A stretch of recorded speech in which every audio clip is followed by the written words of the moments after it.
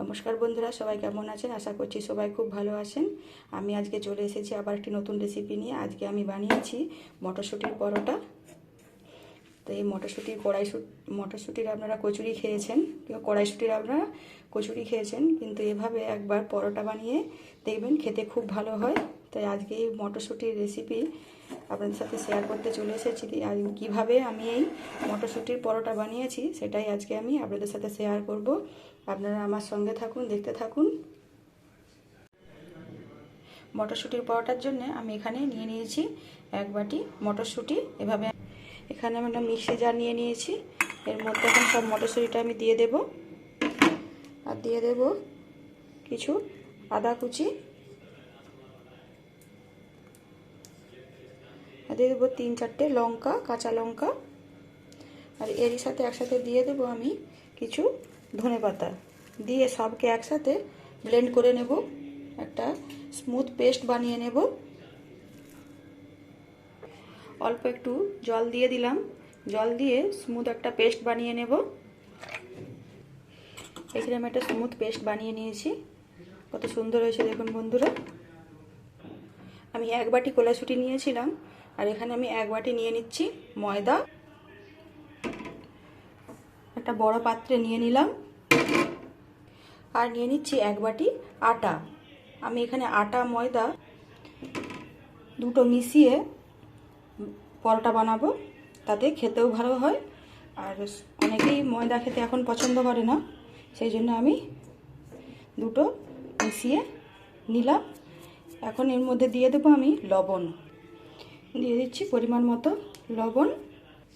দিয়ে দিচ্ছি অল্প একটু চিনি, ওই 1 চামচ আন্দাজ চিনি। আর দিয়ে দিচ্ছি 2 চামচ সাদা তেল, রিফাইন্ড অয়েল। দিয়ে প্রথমে আমি হাতে করে সব কিছু ভালো করে মিশিয়ে নিচ্ছি। নুন, চিনি, তেল সব কিছুকে মিশিয়ে নিলাম। এখন যে মটরশুঁটির পেস্টটা বানিয়েছিলাম সেটা এর মধ্যে আমি দিয়ে দিচ্ছি। আমি সবটা দিয়ে দিলাম।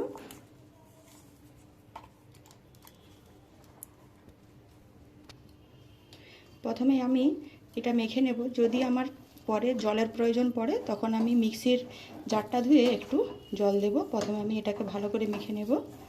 এখন আমি জল দেব না, প্রথমে এটাকে আমি মেখে নিই। এখানে আমার একটু শক্ত মনে হচ্ছে, সেই জন্য আমি মিক্সির জারের দিকে একটু জল নিয়ে নিয়েছি। এটা দিয়ে আমি মেখে নেব।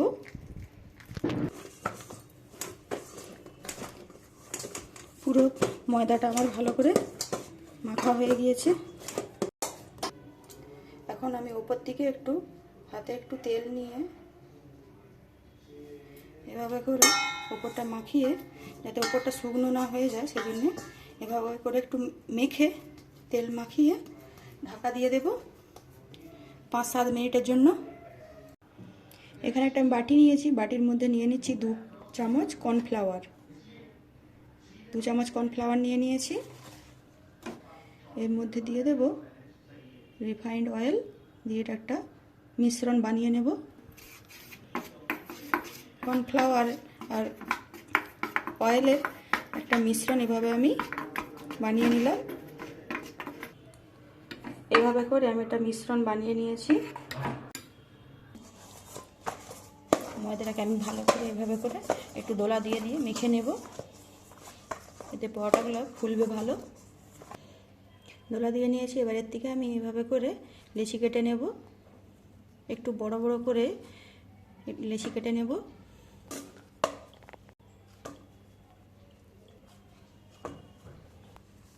সব লেচিগুলো আমি কেটে নিয়েছি। তো এইভাবে গোল গোল করে নিচ্ছি, পাকিয়ে নিচ্ছি গোল গোল করে। এভাবে করে সবগুলোকে আমি এভাবে গোল করে পাকিয়ে নিয়েছি। এখানে বেলুন কাঠ নিয়ে নিয়েছি। এর মধ্যে আমি একটু এভাবে করে তেল মাখিয়ে নিলাম। তো এখানে আমি একটু তেল নিয়েছি, লেচিটাতে একটু ভালো করে তেল মাখিয়ে নিলাম। এটাকে আমি এবার বেলে নেব। বড় করে বেলে নিতে হবে। একটু বড় করে আমি এভাবে করে তৈরি করে নিয়েছি। এবার যে ঘোলটা আমি বানিয়ে রেখেছিলাম সেটা আমি এর মধ্যে দিয়ে দিলাম। দিয়ে হাতে করে এরকম করে একটু মিশ্রণটা সব দিকে মাখিয়ে দেব।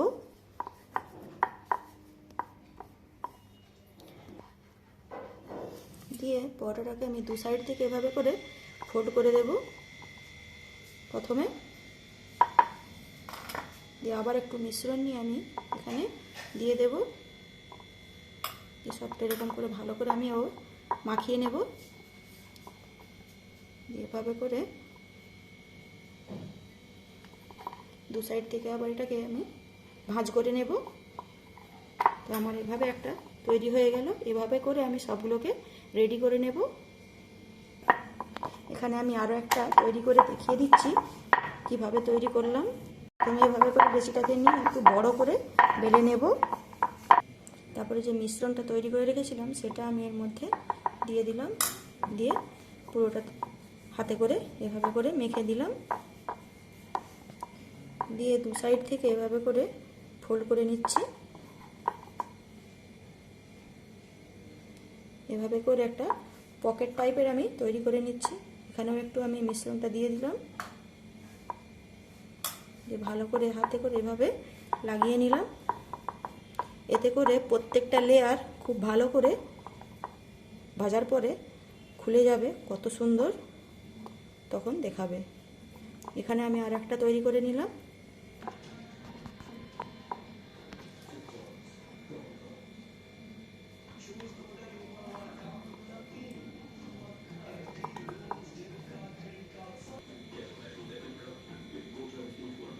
একইভাবে আমি সবগুলোকে তৈরি করে নিয়েছি। এবার এগুলোকে আমি আবার সব বেলে নেব। এইভাবে করে আমি সবগুলোকে বেলে নেব। এভাবে করে আমি একটা বেলে নিয়েছি।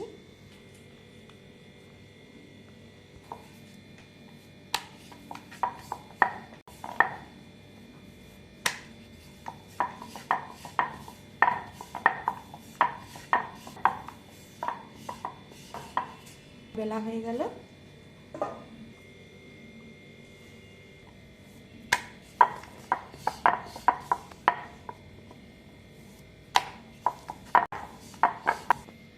আর একটা আমি বেলে নিলাম। এখানে গ্যাসে একটা কড়াই বসিয়ে দিয়েছি। দিয়ে আমি এখন একটা একটা করে ভেজে নেব। এখানে আমি একটা দিয়ে দিলাম। একটা সাইড আমি উল্টে দেব ভালো করে। আগে ভালো করে উল্টে পাল্টে এপিট ও পিঠ ভালো করে সেঁকে নেব আগে। এরপর দিয়ে দিচ্ছি তেল।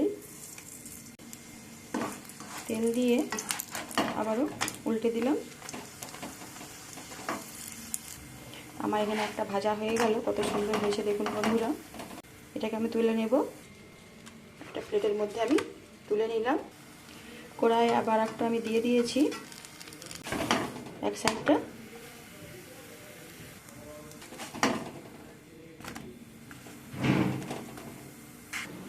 এপিট ওপিট করে ভালো করে আমি সেঁকে নিয়েছি। এবার তেল দিয়ে দেব। তেল দিয়ে আবারও আমি এপিট ওপিট করে ভেজে নেব। এটা আমার ভাজা হয়ে গিয়েছে। এটাকেও আমি এখন তুলে নেব। আর কত সুন্দর হয়েছে দেখুন। কড়াইয়ে আমি আবার একটা দিয়ে দিয়েছি। এটাকেও আমি আরেক পাশটা উল্টে দেব। এটাতে তেল দিয়ে দেব।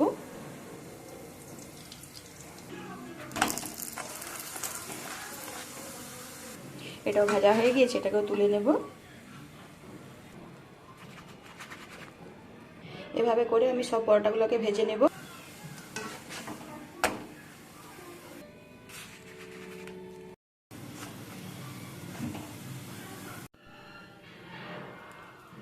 এখানে দেখতে পাচ্ছেন সব পরোটাগুলো আমি ভেজে নিয়েছি।